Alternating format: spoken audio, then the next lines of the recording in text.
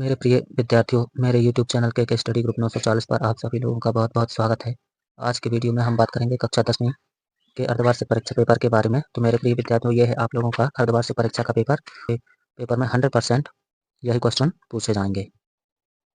तो आप लोग जल्दी-जल्दी इन प्रश्नों को तैयार कर लें और यहाँ पर आप लोगों को प्रत्येक प्रश्न का आंसर भी कराया जाएगा। तो आप लोग बिना स्किप किए हुए वीडियो को पूरा देखें, साथ ही चैनल को सब्सक्राइब कर लें और वीडियो को लाइक, शेयर, कमेंट करना ना भूलें। कमेंट में अपना नाम और अपने जिले का नाम जरूर बताएं, ताकि पता चले कि वीडियो कहाँ तक पहुँच रही है, और अपने दोस्तों को भी वीडियो को शेयर कर दें। देखते हैं अर्धवार्षिक परीक्षा 2025-26 विषय विज्ञान कक्षा 10वीं, और जो समय है वह 3 घंटे का समय रहेगा और पूर्णांक 75 अंक का पूरा पेपर रहेगा। तो यह है दिशा निर्देश। तो आप लोग इन दिशा निर्देशों को देख लीजिए। देखते हैं प्रश्न पहला। तो सही विकल्प चुनकर लिखिए। तो पहला है, लौह चूर्ण पर तनु हाइड्रोक्लोरिक अम्ल डालने से क्या होता है। तो इसमें पहला है, हाइड्रोजन गैस एवं आयरन क्लोराइड बनता है। दूसरा है, क्लोरीन गैस एवं आयरन हाइड्रोक्साइड बनता है।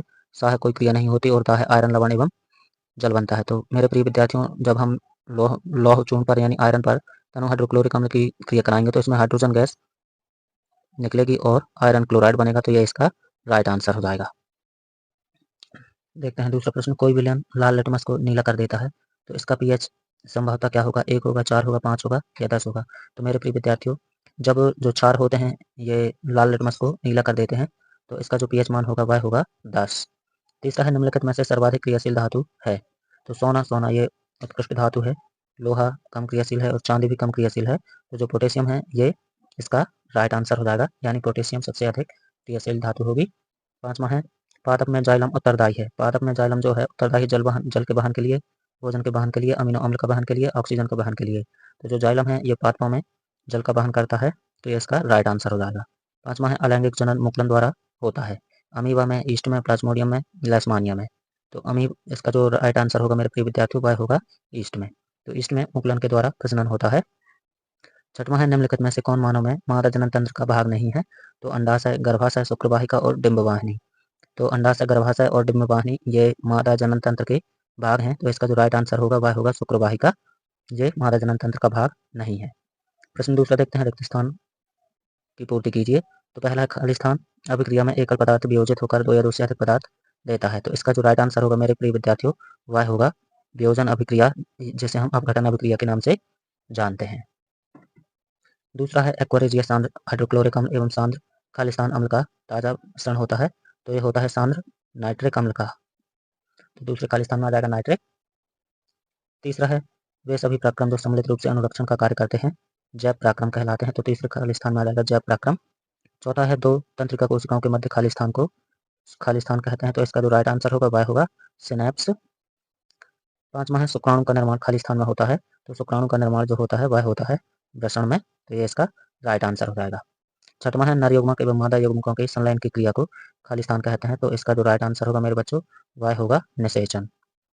देखते हैं अगला प्रश्न। प्रश्न तीसरा, सही जोड़ी मिलाइए। तो साधारण नमक का सूत्र NaCl होता है। तो इसका पहले का राइट आंसर हो जाएगा।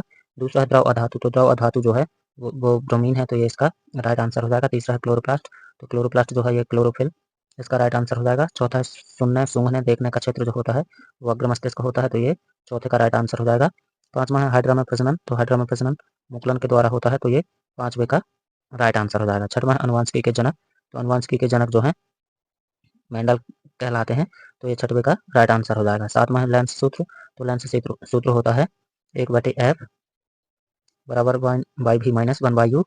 और सातवां है, विद्युत आवेश का एसआई मात्रक। तो विद्युत आवेश का एसआई मात्रक जो होता है वह होता है कूलाम। तो ये सातवें का राइट आंसर हो जाएगा। देखते हैं प्रश्न चौथा, एक वाक्य में उत्तर दीजिए। तो धोने के सोडे का सूत्र लिखिए। तो कपड़े धोने के सोडे का सूत्र जो होता है यह होता है Na2CO3 इंटू 10H2O। दूसरा है, धातु का उदाहरण दीजिए जो कमरे के ताप पर द्रव होती है। तो कमरे के ताप पर मरकरी या पारा, और इसका रासायनिक सूत्र होता है Hg। तीसरा है, किस यंत्र से रक्तदाब नापा जाता है। तो जो रक्तदाब मापा जाता है वह होता है स्फेग्नोमीटर।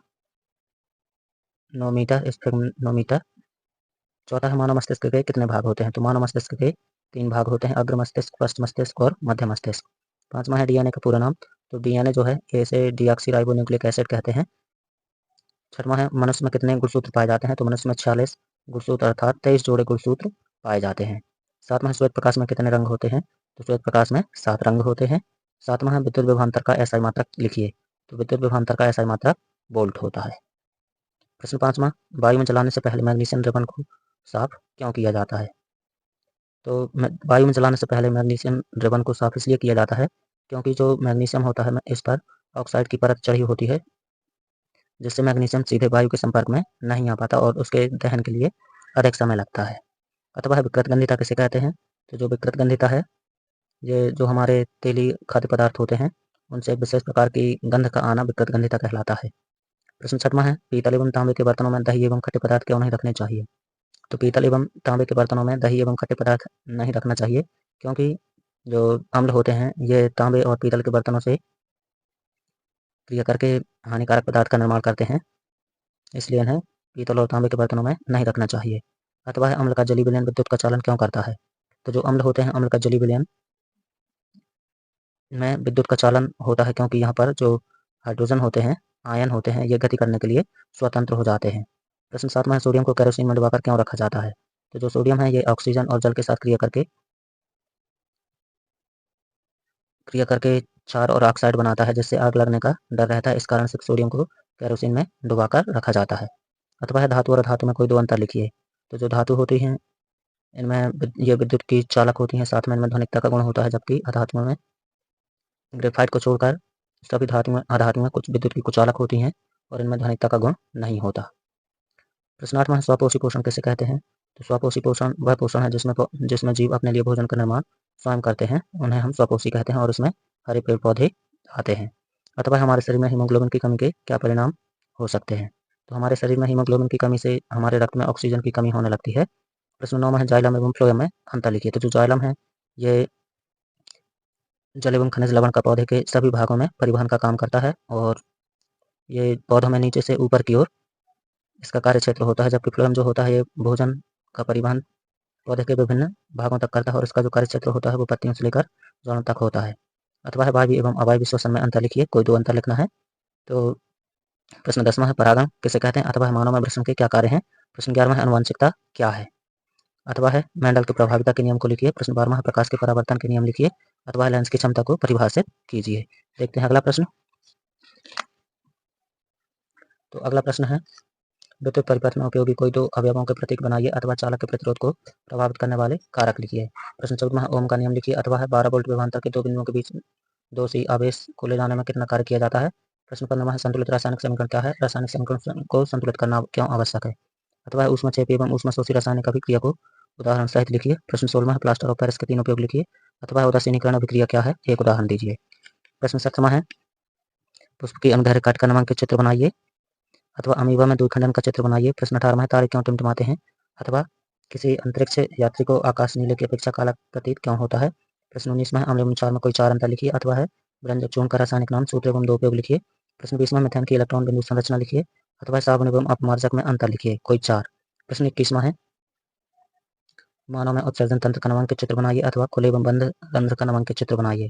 प्रश्न 22वां, अवतल दर्पण के मुख्य फोकस की परिभाषा लिखिए। बाह्य एक गोली दर्पण की वक्रता त्रिज्या 20 सेंटीमीटर है तो इसकी फोकस दूरी क्या होगी? अथवा है, आवर्धन को परिभाषित कीजिए और बाह्य अवतल दर्पण के 2 उपयोग लिखिए।